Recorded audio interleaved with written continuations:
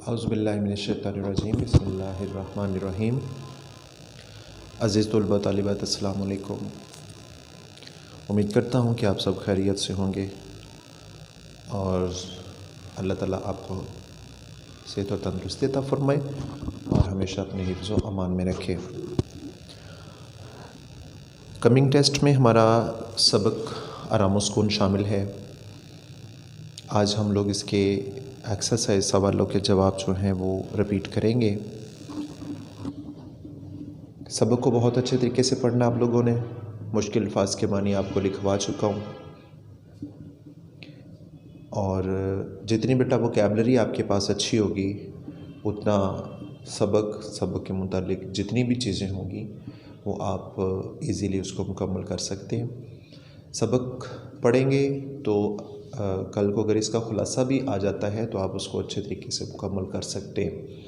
ख़ुलासा लिखते वक्त ये सबक जो कि एक ड्रामे की फॉर्म में है, डायलॉग है, तो ख़ुलासा लिखते वक्त आपने डायलॉग की सूरत नहीं इख्तियार करनी बल्कि पैराग्राफ की सूरत में मियाँ बीवी के, डॉक्टर के और बाकी जो इसके किरदार हैं उनकी जो बातें हैं वो आप लोगों ने पैराग्राफ की सूरत में बयान करना है। उसके हिस्से नहीं बनाने, उसके डायलॉग नहीं लिखेंगे, ठीक है।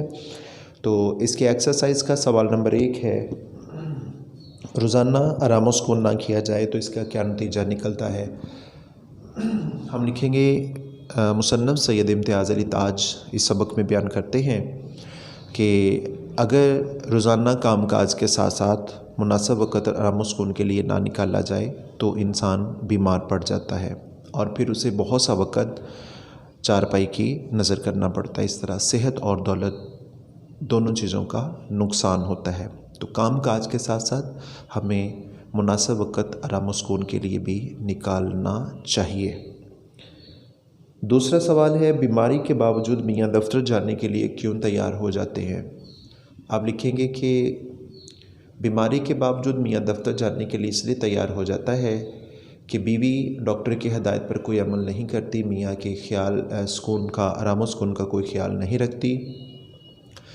बीवी की फ़जूल बातें, घर में लल्लू के रीठे कूटने की आवाज़, बच्चे के रोने की आवाज़, फ़कीर के मांगने की आवाज़, पानी भरने वाला सक्के का आना, दरवाज़ा खटखटाना, हमसाये के हारमोनियम बजाकर गाना गाने की आवाज़, मुलाज़म का झाड़ू फेरना और उसकी बीवी की दोस्त का टेलीफ़ोन आना, ये तमाम चीज़ें मिलकर मियाँ को इंतहाई परेशान कर देती हैं और वो आखिर फ़ैसला करता है कि इससे बेहतर सुकून मुझे दफ़्तर में मैसर आ सकता है, तो वो इस तरह दफ़्तर जाने का इरादा करता है। तीसरा सवाल है, इस ड्रामे से हमें क्या सबक मिलता है। तो जवाब हम लिखेंगे, इस ड्रामे से हमें ये सबक मिलता है कि अगर घर में कोई फ़र्द बीमार पड़ा हो तो हमें उसके आराम व सुकून का मुकम्मल ख्याल रखना चाहिए, क्योंकि दवा से आराम व सुकून ज़्यादा ज़रूरी है। तो हमें उसके पास फ़जूल बातों से, घर में शोर शराबे से और बिला ज़रूरत बातों से भी परहेज़ करना चाहिए।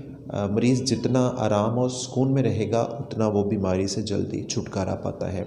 तो हमें बीमार के या मरीज़ के मुकम्मल आराम और सुकून का ख्याल रखना चाहिए। सवाल नंबर 4 है, बहुत ज़्यादा शोरगुल माहौलियाती आलूदगी का सबब बनता है। शोर की आलूदगी से सेहत पर क्या असर पड़ता है। तो इसका जवाब आप लिखेंगे कि शोर की आलूदगी से सेहत पर दर्ज झैल असरात मुरतब हो सकते हैं। नंबर 1, शोर की वजह से इंसान बहरेपन का शिकार हो जाता है, इंसान पर चिड़चिड़ापन तारी हो जाता है, नींद में कमी वाक़या होने की वजह से आँखों के गिर्द हल्के पड़ जाते हैं और इसके अलावा बहुत ज़्यादा शोर व गुल जो है उससे इंसान का ब्लड प्रेशर बढ़ जाता है और इस तरह दिल की बहुत सारी बीमारियां भी लाहक होने का ख़तरा रहता है। अगला सवाल कुछ इस तरह से है कि सेहतमंद रहने के लिए क्या बातें ज़रूरी हैं।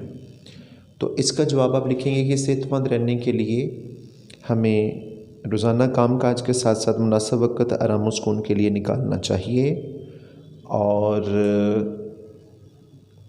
मतवाज़न ग़ज़ा खानी चाहिए। फिर इसके साथ साथ हल्की फुल्की वर्जिश भी करनी चाहिए। आखिरी सवाल, हमसाये की कौन सी हरकत से मियाँ के आराम में खलल पड़ रहा था? इसका जवाब आप लिखेंगे कि हमसाये के हारमोनियम बजाकर बेसुरा नाकाम गाना गाने की वजह से मियाँ के आराम में खलल पड़ रहा था, यानी कि वो बेआराम हो रहे थे। जी ये बेटा जी आप लोगों के 5-6 सवालों के जवाब जो है वो मुकम्मल हो गए। बहुत अच्छे तरीके से इसको सुन लें। आपके पास लिखा हुआ मटीरियल पहले मौजूद है। अगर किसी बच्चे के पास नहीं है तो वो इसको बहुत अच्छे तरीके से सुन लें, लिख भी लें और इसको याद कर लें। ठीक है, अल्लाह हाफिज़।